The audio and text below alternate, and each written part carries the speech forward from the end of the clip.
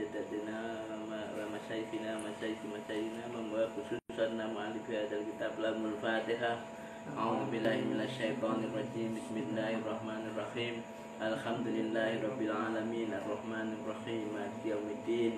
Iyyaka na'budu wa iyyaka nasta'in ihdinas siratal mustaqim siratal ladzina an'amta 'alaihim ghairil maghdubi 'alaihim waladdallin. A'udzubillahi minasyaitonirrajim. Bismillahirrahmanirrahim. Wa sammaituhu lan ngarani sapa ingsun ing iki kitab. Sun arani ta'limal muta'allimi thariqat ta'allumi.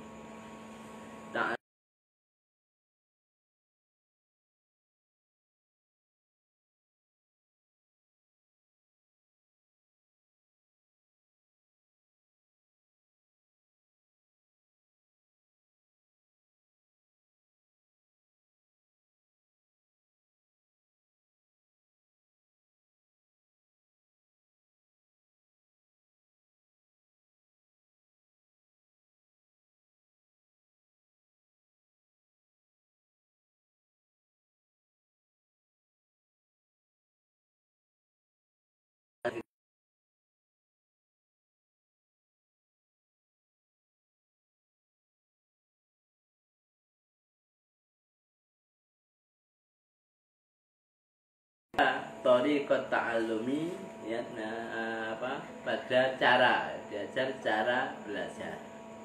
Jadi mengajar para pembelajar, diajar ya, diajari tentang caranya belajar. Tapi apa namanya ya, kalau orang biasa biasanya taklim aja ya, biar cepat taklim. Kalau panjang kamu ngaji apa? Oh, saya ngaji taklimul muta'allim thariqat ta'allumi panjangannya. Jadinya taklim toh. Wa ja'altuhu lan dadiaken sapa ingsun ing taklimul muta'allim. Sun dadiaken fusulan ing pira-pira pasal. Jadi kitab taklimul muta'allim ini kita bagi ya menjadi beberapa pasal ya. Saya bagi menjadi beberapa pasal. Kenapa? Untuk memudahkan kajian ya, per pasal. Beberapa pasal itu apa saja? Faslun utawi nomor 1 iku pasal fi mahiyatil ilmi ing dalam hakikate ilmu, wal fikhi lan ilmu fikih, wa fadli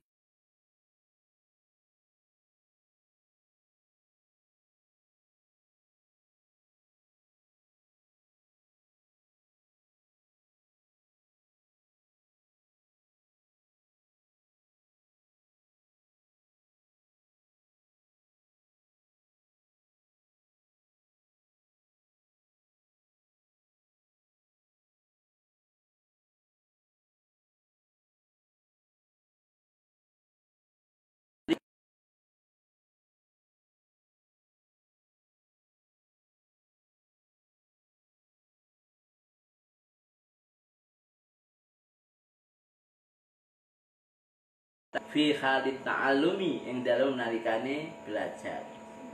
Jadi pasal yang kedua berbicara tentang niat ya, yang seharusnya dilakukan oleh orang yang sedang belajar. Ya, apa niat kita? Ya niat kan macam-macam. Kita belajar pun macam-macam. Ya, niatmu belajar misalkan apa? Ya, kita belajar di kampus, kira-kira niat kita apa itu? Ya, belajar kita di kampus. Ya, macam-macam. Ya ada yang ya biar nanti dapat pekerjaan. Ada lagi yang biar macam-macam ya niatnya kita di kampus itu pun macam-macam.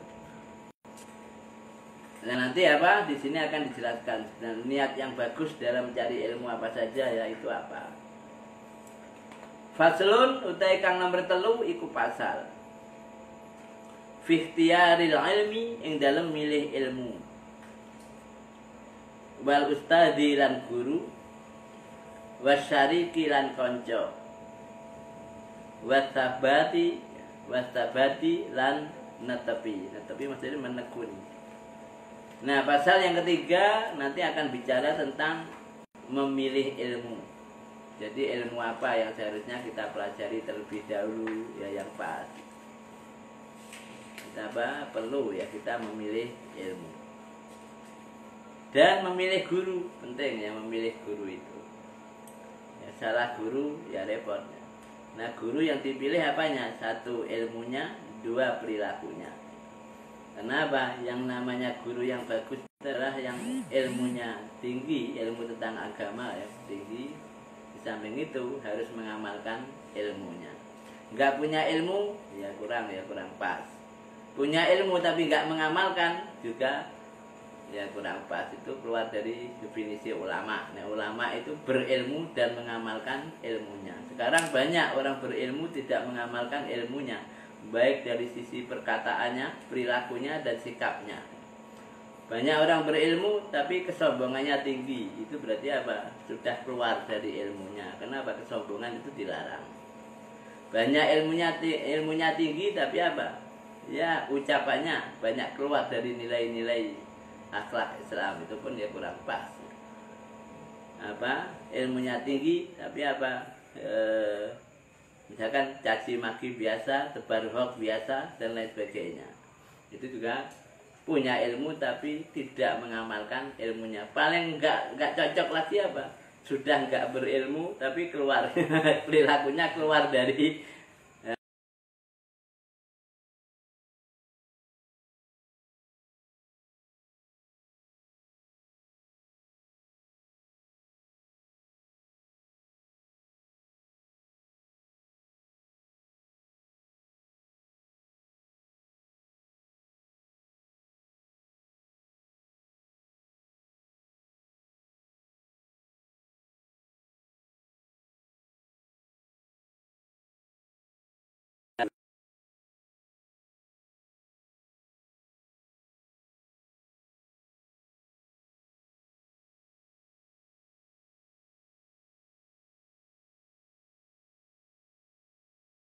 teman ya. Ini apa penting itu. Kenapa? Teman itu akan mempengaruhi orang lain ya. Orang yang asalnya hebat, rajin dan sebagainya, itu teman yang turuton 5 dino aja udah langsung ketularan.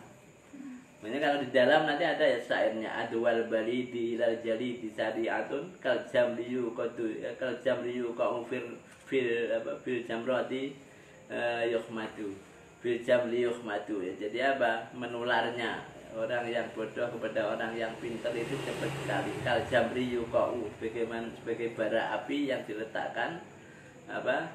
Fir ramadi yuhmadu ya, masukkan ke dalam pasir, maka apa nggak lama saja sudah redup ya, dan mati itu api. Ibaratkan kecerdasan. Pilih teman penting ya. Karena apa? Teman itu susah ya. Kalau orang yang paling susah itu mengontrol teman. Kamu temannya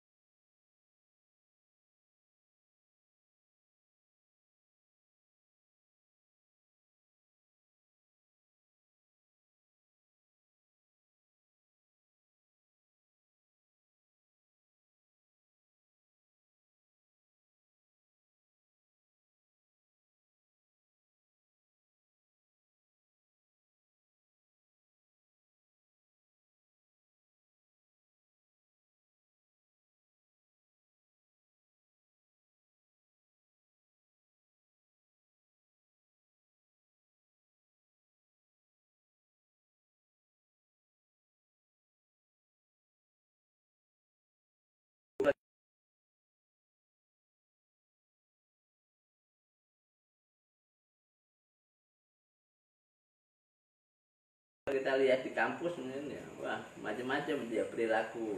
Jangankan dengan ilmu biasa, dengan Quran aja ya banyak ya orang yang bawa Quran seperti bawa apa ya? Hah? Ya kan? Nyangking gorengan. Hanya nyangking gorengan gini aja banyak. Ini sudah nggak menghormati Al-Quran. Padahal Quran harus tertinggi. Quran tuh naruh apa ya? Naruh buku tumpuan aja harus ditaruh paling atas. Ini kalau di pondok dulu selalu apa? Di dada paling tidak ya kalau bawa Quran. Ini dalam rangka ta'zimul Quran. Kita pun dia sama ya. Faslun utai nomor 5 niku pasal fil jiddi yang dalam nemen-nemen ini. Dalam kesungguhan dalam belajar. Wal muadzabati lan disiplin. Serius, disiplin. Wal himmati lan kemauan yang tinggi.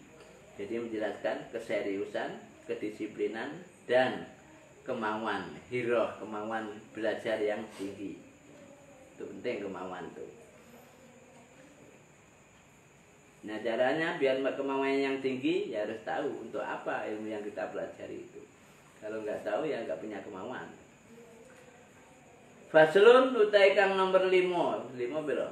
Iku fasal fit tawakkuli dalam tawakal. Dalam pembelajaran pun perlu tawakal. Ini apa kepasrahan diri kepada Allah. Penting. Faslun utai kang nomor 6 iku pasal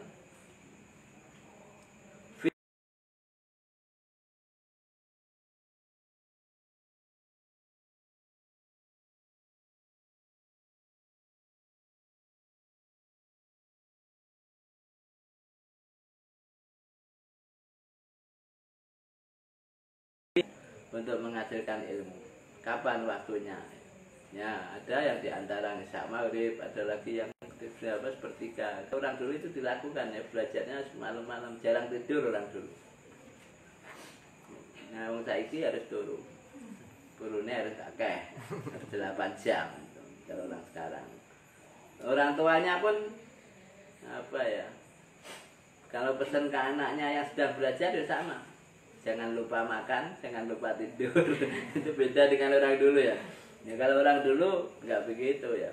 Sekalipun anaknya orang kaya, nih pesen anaknya lagi belajar satu. Di sana yang banyak prihatin. Itu selalu dipesankan. Prihatin itu apa?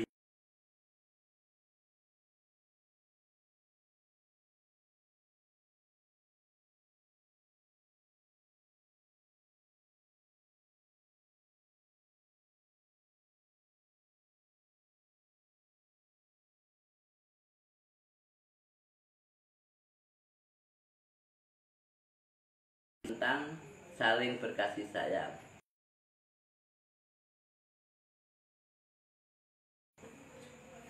Dan saling menasehati. Nasehati apa tuh nasihat tuh? Nasihat tuh beda dengan kritik ya nasihat. Nasihat itu makna, ya. Makna aslinya apa? Menghendaki orang lain menjadi baik. Jadi menghendaki orang lain menjadi lebih baik. Makanya apa? Orang menasihati itu beda dengan mencaci maki. Kalau menasihati itu karena menghendaki orang lain menjadi lebih baik, maka apa? Pasti ambil cara yang lebih baik juga. Faslun taiki kina fasal suja utawi nomor piro 10 iku fasal fil istifadati ing dalam golek ilmu. Juga ya pasal dalam ngaji ya istifadah. Faslun taiki nomor 10 iku fasal fil waroi ing dalam wirang. Halat ta'allumi ing dalam nalikane golek ilmu. Jadi 10 pasal menjelaskan tentang warok ya, wirai. Wirai itu apa ya? Menjaga diri dari hal-hal yang dilarang.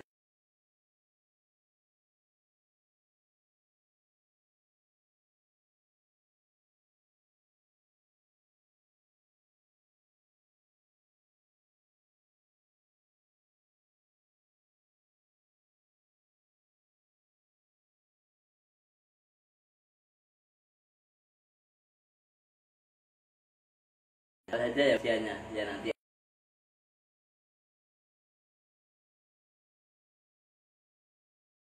Utawi kang nomor 11 atau rolas lali aku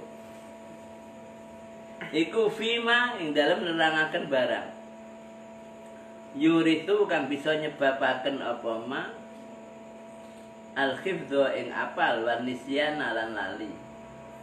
Jadi pasal yang ke-11 yaitu pasal yang akan menjelaskan tentang hal-hal yang bisa menyebabkan gampang hafal dan gampang lupa.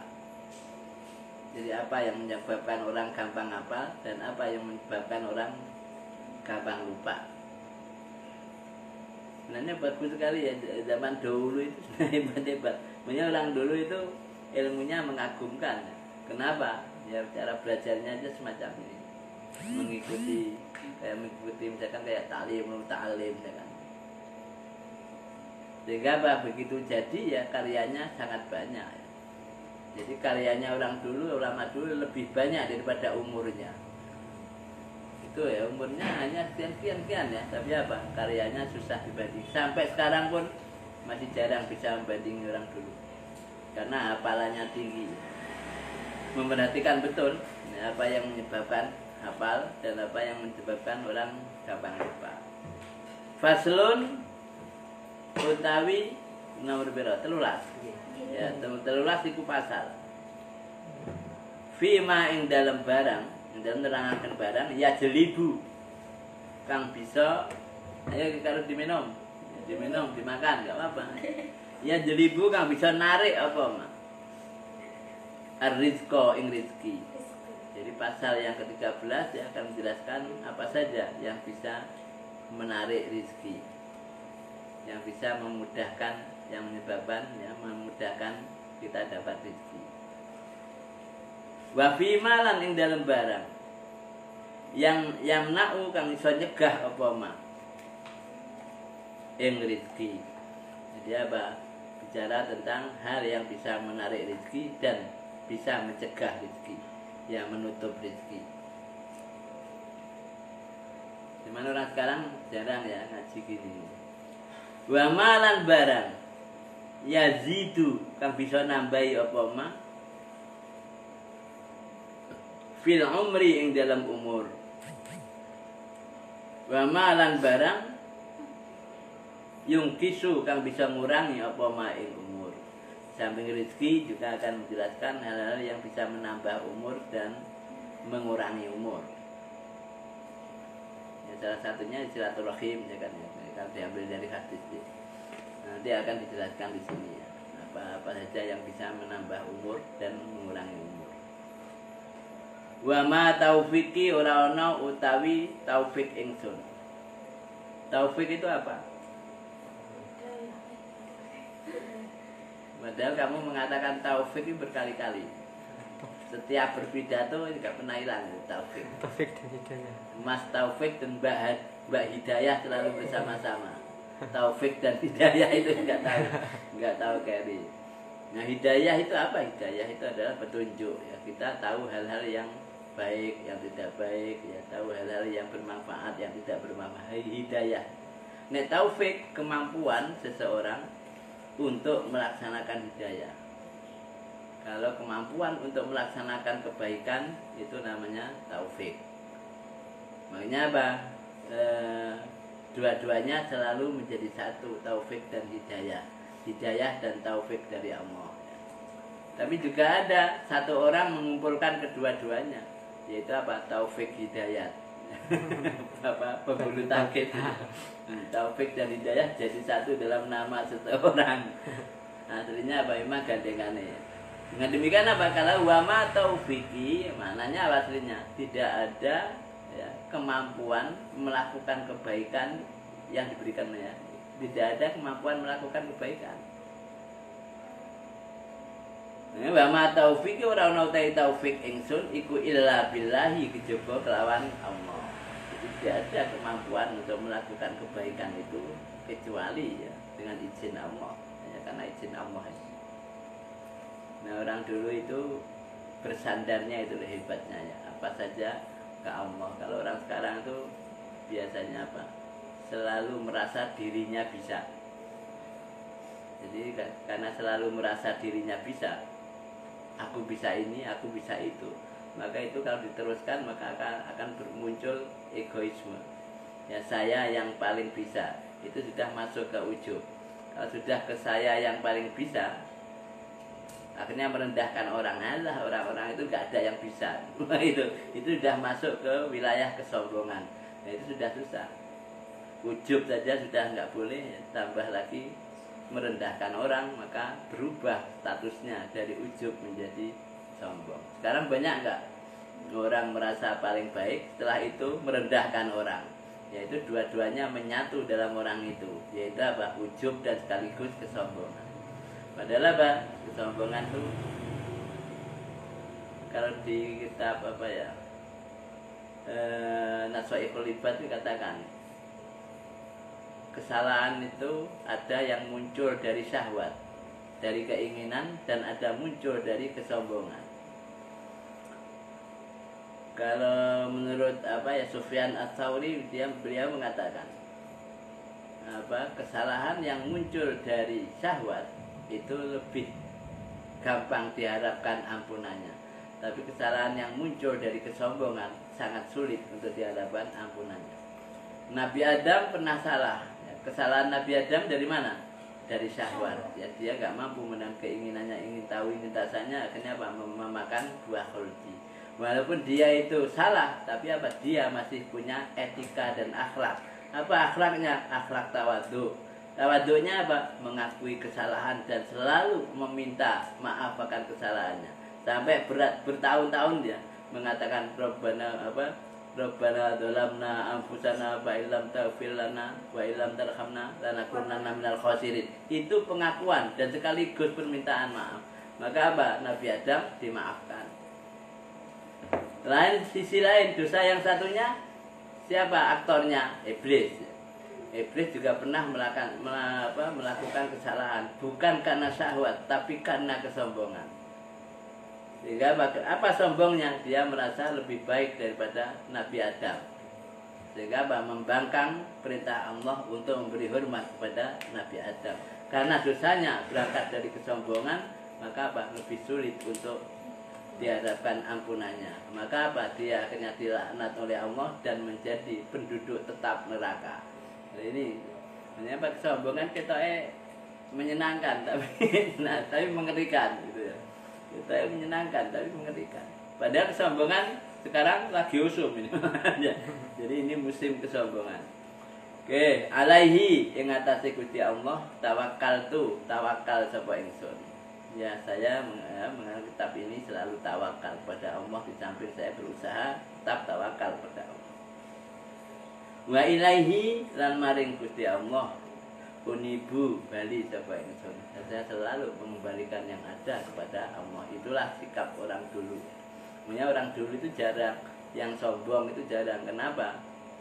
Selalu ini ya, wa ilaihi unib, alaihi tawakkaltu, semuanya dikembalikan. Jadi apa? Enggak terlalu merasa dirinya bisa. Nah, orang sekarang ya, dirinya bisa itu yang selalu mengemuka ya.